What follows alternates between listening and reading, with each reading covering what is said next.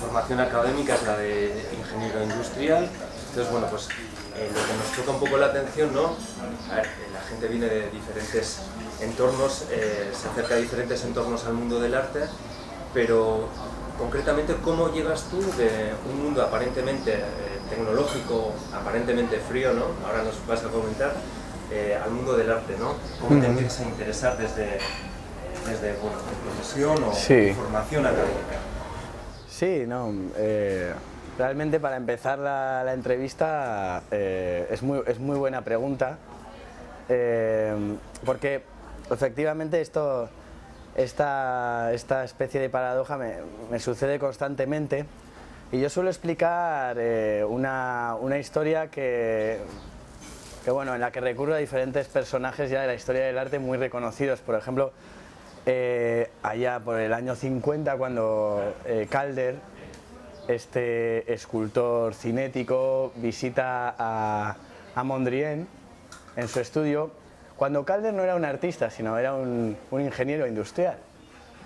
Y de repente le pregunta a Mondrian, con aquellos cuadrados tan racionalistas, ¿no? Y le pregunta, ¿y qué es lo que... ¿No te apetece que esto se mueva, ¿no? Y le dice Mondrian, hombre, claro. Y entonces, de esa conversación, que fueron unos minutos de visita, pues surgió el artista Calder, ¿no? Que todos conocemos, con estas esculturas cinéticas que se mueven, ¿no? En mi caso fue algo parecido, lo que pasa que el diálogo surgió a posteriori. A mí me surgió la necesidad de entender las cosas y por eso estudié ingeniería. Después de estudiar ingeniería me sobrevino el boom del hardware libre. ¿Qué quiere decir esto? Que de alguna manera la tecnología, después de unos años bastante elitistas, se democratizó. Entonces yo empecé a asistir a cursos que complementaban mi formación ingenieril en Bellas Artes. A partir del boom del Arduino, que es un concepto en la electrónica, una placa de electrónica Arduino, que posibilita a cualquier persona programar y generar mecanismos fácilmente, ¿no? Esto devolvió a mí me devolvió no solo la pasión por la ingeniería, sino que de repente empecé a pensar semánticamente en lo que se refería a la ingeniería y dije, ingeniero viene de ingeniar. Es decir, habiendo estudiado una ingeniería industrial, mis conocimientos estaban directamente enfocados a lo industrial, a manejar máquinas para un proceso de lo que fuese, de mecanizado de electrónica, productivo, ¿no? Lo que se considera funcionalidad. Y de repente descubrí que en Bellas Artes había más gente que inventaba que en la propia ingeniería.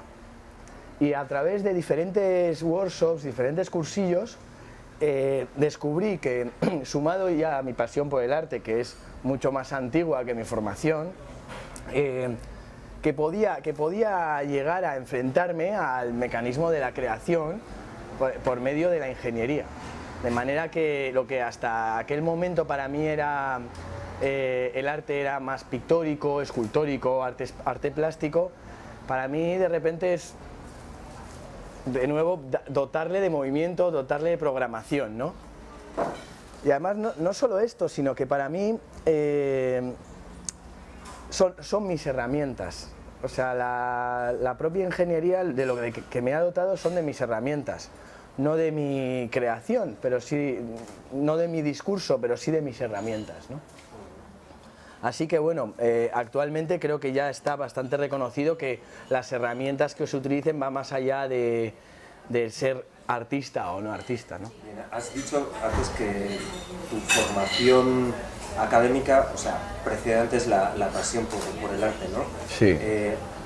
Antes de tener este concepto, ¿no?, más tecnológico del arte, ¿no?, y vehicularlo o vincularlo con más allá de la ingeniería industrial, de la producción, de lo que es el proceso creativo en sí, cuando te empieces a interesar por el arte, ¿cuáles eran al principio tus referentes creativos? Sí, creo también que para mí, por ejemplo, todo el futurismo es lo que más, quizá lo complejo, lo que evocaba un movimiento era lo que más me atraía, ¿no? En este sentido creo que he ido cambiando y de alguna manera madurando hacia, digamos, sistemas más sencillos, pero siempre lo que me atrajo fue lo que evocaba el movimiento. De hecho, me encanta hasta lo que... aquellos artistas que de alguna manera se adelantan a su tiempo y, por ejemplo, dibujan un caballo galopando cuando no existía la fotografía y no se sabía realmente cómo galopaba un caballo, ¿no? Bien, bueno, en tu obra es obvio, ¿no?, que hay una conjunción entre lo que se supone que es arte en un sentido tradicional, ¿no? Bueno, tradicional entre comillas, y tecnología, ¿no? Una hibridación. Nos acabas de hablar, bueno, de cómo te empezó a atraer, ¿no?, esa hibridación, ¿no?, aparte de crear esa simbiosis.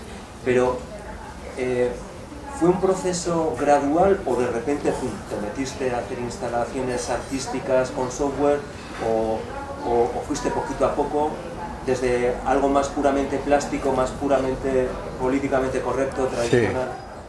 Sí.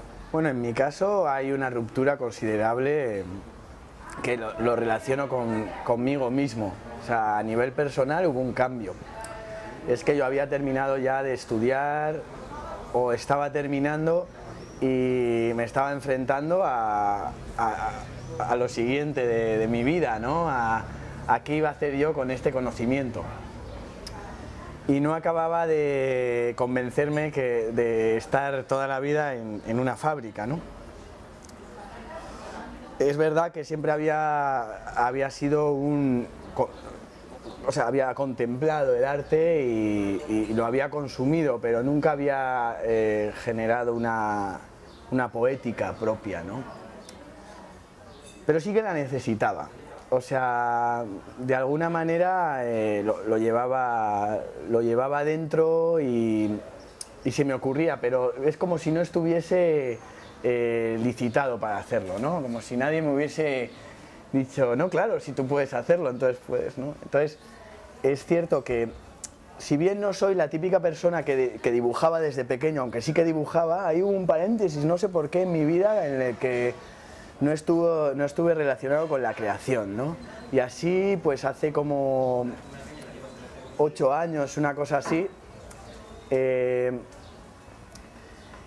empecé a generar, no tanto para generar un objeto, un contenido artístico, sino para experimentar con mis propias herramientas. Es decir, yo soy así, mi formación me hizo también ser programador, ¿no? De manera que puedo programar diferentes sistemas que se comporten de diferente manera. Yo le puedo decir a un cuadrado que se mueva de derecha a izquierda o que se combine con otros miles de cuadrados que a su vez tienen unos comportamientos que yo le doy. Esto de yo poder darle una ley a un sistema, unas leyes a una serie de individuos y cómo se comporten luego entre sí, es lo que me fascinaba. De manera que mi llegada al hacer fue por una fascinación de las emergencias de los sistemas. Es decir, ni siquiera mis primeras obras nunca fueron pensadas para exponerse, aunque luego las haya podido exponer, sino fue una cuestión de explorar el código por mí mismo y por maravillarme lo que la propia informática, la propia tecnología podía llegar a combinar, ¿no? Vale, esto entronca con la siguiente pregunta, que es un poco cómo creas tu proceso creativo, ¿no? Sí. Da la sensación, por lo que dices, que la base inicial es más, bueno, mejor yo te lo pregunto, da la sensación igual que la base del proceso creativo es tecnológica, parte desde una programación y luego lo plasmas de una forma más plástica. Eso es. No sé si es así o me equivoco o ¿cuál es tu proceso de trabajo? ¿Es un boceto más tradicional? ¿Cuál es? Sí. A ver, todo arte surge del hacer. O de un pensar primero, de un prototipo, aunque sea mental, y luego para mí es muy importante la capacidad del artista que tiene cuando se enfrenta a la forma, del variar la forma en ese momento, ¿no? Esto por recurrir a un artista que conocemos mucha gente, pues Chillida se enfrentaba así a la obra, ¿no? A diferencia quizá de Oteiza, que era un filósofo, Chillida cogía un cubo, lo transformaba y desde ese hacer, desde ese momento, le iba intuyendo una forma, ¿no? Entonces, si bien mi mecanismo artístico comienza con un prototipo mental, con un discurso que de repente quiero expresar, he conseguido llevar a la herramienta de la programación a un estado muy parecido al de un pintor. Es decir, yo pinto con el código y asimismo pinto sobre la pared cuando proyecto y juego con la luz. Mi material puede ser la luz o la electricidad, pero juego con la densidad de los materiales, los aparto, los quito, los meto, produzco un hacer a partir con la herramienta. Es decir, no nos pensemos que el programar es previsualizar una obra, porque el programar te lleva a programar más y a su vez, si yo pienso que, digamos, unas formas pueden funcionar en el momento de generar la emergencia de creación, la obra, es rara la vez que lo dejo tal cual. Siempre modifico en tiempo real. Eso es, no sería el fin, además, sería el instrumento para sí, pincel, ¿no? Sí, además que en mi caso, lo que sí que hay un elemento común entre muchas de mis obras, y son el artista que deja una obra evolucionar independientemente de sí mismo. Es decir, yo muchas veces creo sistemas, es decir, creo unas leyes, unos comportamientos a una serie de individuos estéticos. Por ejemplo, vuelvo a insistir en el cuadrado o en el círculo, en diferentes formas a las que yo digo, cuando escuches determinados sonidos, creced. Entonces yo dispongo sobre el plano o sobre el volumen, dispongo una serie de formas a las que les digo, cuando oigáis un sonido muy agudo vais a crecer, pero cuando oigáis un sonido más grave vais a contraeros, efectivamente. ¿Qué es lo que ocurre con esto? Que el resultado final nunca depende de mí, de manera que tengo que jugar con ese mundo que creo, ¿no? Por eso yo, antes de enfrentarme a esa creación de la programación, de alguna manera intuyo un posible comportamiento, pero es muy difícil realmente tener una imagen mental de cómo va a ocurrir. O sea, siempre es un experimento que a mí me apetece ver. Por eso mis obras... Tú eres explorador de tu propia obra. Absolutamente. O sea, no sabes cuál es el resultado final. Absolutamente. De hecho, yo soy el típico artista que visita prácticamente todos los días sus exposiciones, porque evolucionan de una manera independiente a mí. Y esto es lo que me interesa de las obras, el poder asombrarme más allá de lo que yo he hecho, ¿no? Al hilo de lo que estás diciendo, ¿no? Sobre lo siguiente que te queríamos preguntar es que tu obra de arte evoluciona independientemente de ti, ¿no? Absolutamente. Es una obra totalmente abierta, ¿no? Hemos leído por ahí, bueno, que tú estás muy metido, muy implicado en el tema de trabajar en tu obra con el código abierto, ¿no? Do it yourself. Sí, absolutamente. Que ya has pasado a otro nivel de do it with others, ¿no? Claro. O sea, al final tu obra es una sorpresa porque tú incluso estás viendo el resultado final, pero no es definitivo tampoco, ¿no? Porque igual puede ser, esa es mi pregunta, ¿no? Que sea compartida o que sea alineada no solo por los usuarios, sino por otros artistas, puede ser. Por supuesto. Vamos a ver. Desde luego que yo considero que todos pertenecemos a un ámbito global en el que las ideas son parte del paradigma.